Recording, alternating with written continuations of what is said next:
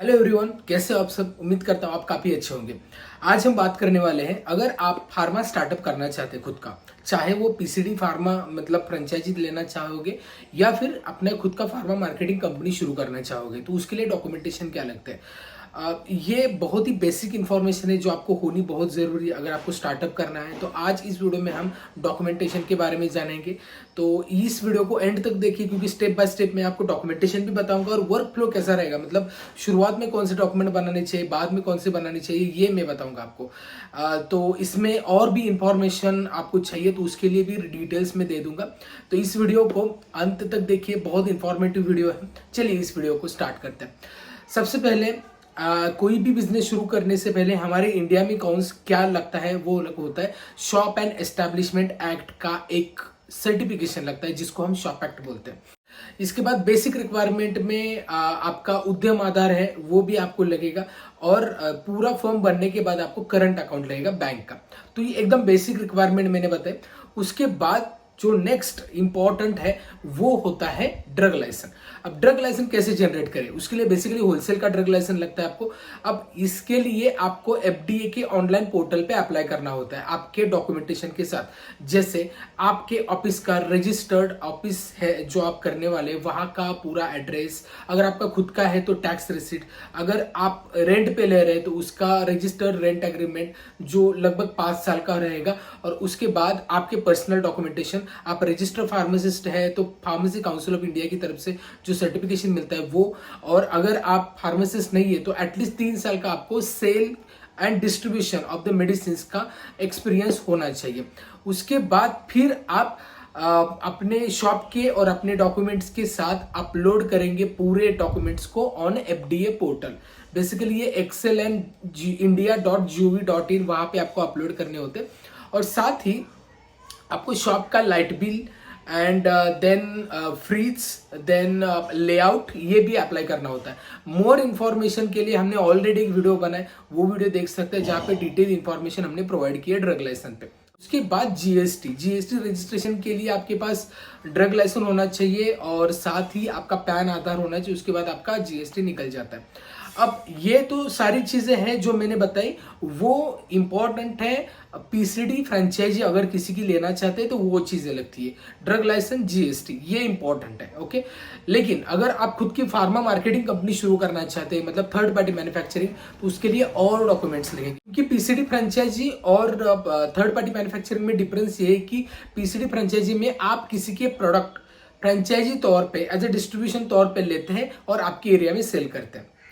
इसके प्रोडक्ट्स के राइट आपके पास नहीं होते, लेकिन फार्मा मार्केटिंग में मार्केटिंग के पूरे ऑथोराइज्ड राइट्स आपके पास होते हैं। आप किसी भी मैन्युफैक्चरर से प्रोडक्ट मैन्युफैक्चर करके आपके नाम पे वो मार्केटिंग करते हैं, मार्केटिंग टीम रख के कर सकते हैं, या फिर किसी भी मतलब डिस्ट्रीब्यूशन को या फ्रेंचाइजी तौर पे भी दे सकते हैं। ठीक है, ये भी डिफरेंस होता है।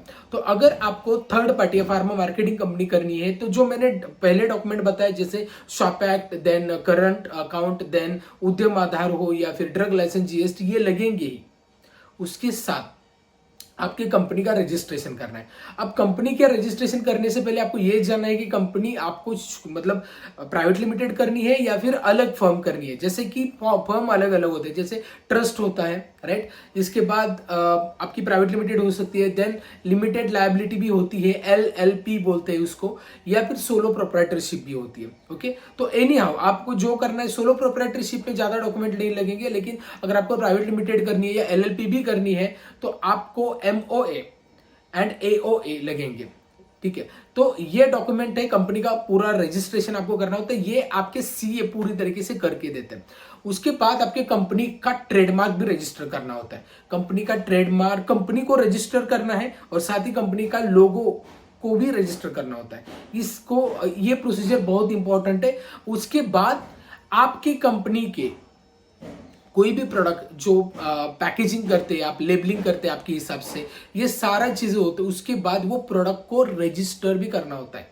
कंपनी के हर इंडिविजुअल प्रोडक्ट को भी आप रजिस्टर कर सकते हैं। हालांकि ये मतलब ये आपके ऊपर रहता है, it is not a mandatory, लेकिन हाँ, अगर आपके प्रोडक्ट के राइट्स आप ही को चाहिए, बाद में डुप्लीकेशन हो सकता है और आपके प्रोडक्ट अगर अच्छे चलते हैं तो वो चीजें डेफिनेटली होती है।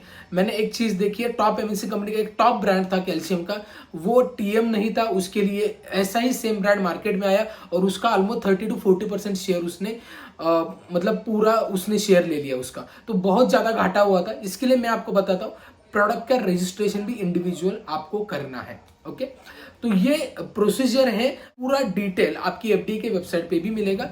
लेकिन अब हम बात करेंगे कैसे वर्कफ्लो रहेगा शुरुआत से। तो शुरुआत में आपको ऑफिस लेना पड़ेगा, रजिस्टर ऑफिस लगता ही है।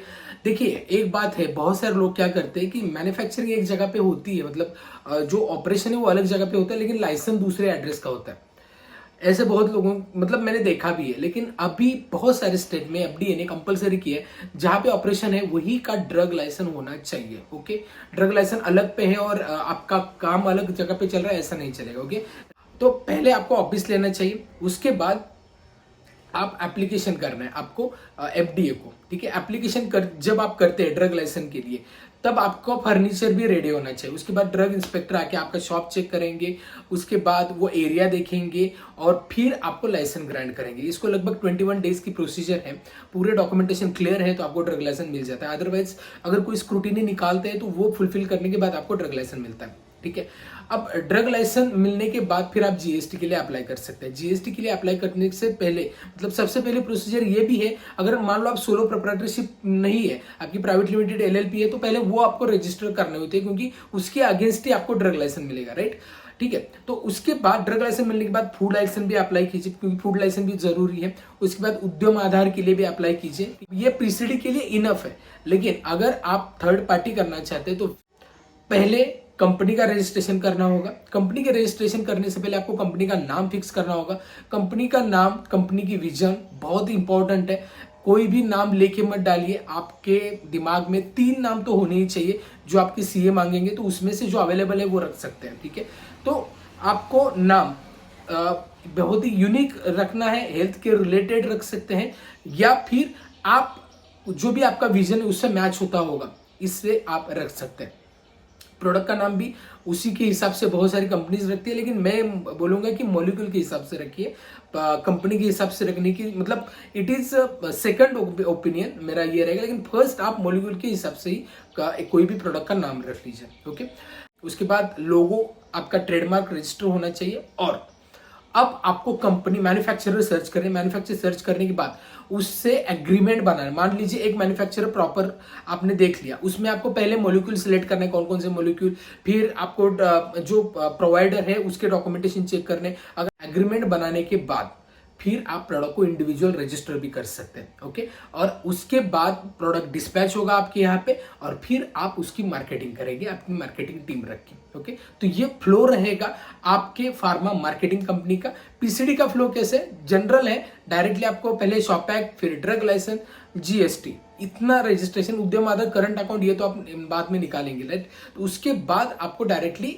अप्रोच करना है कोई भी पीसीडी फ्रेंचाइजी जो देते हैं वहां पे, और डायरेक्टली आप प्रोडक्ट ले सकते हैं। लेकिन इससे पहले आपके प्रोडक्ट की नॉलेज भी होनी चाहिए, कौन से प्रोडक्ट लेने हैं, क्योंकि उनके पास 50-60 प्रोडक्ट है। आप 10 प्रोडक्ट से भी शुरू कर सकते हैं, 5 प्रोडक्ट से भी शुरू कर सकते हैं, मतलब 10,000 20,000 से भी पीसीडी शुरू कर सकते हैं। लेकिन थर्ड पार्टी मैन्युफैक्चरिंग में आपको और ज्यादा अमाउंट लगेगी, और ज्यादा मतलब ये डिपेंड है प्रोडक्ट पे और कॉम्बिनेशन पे।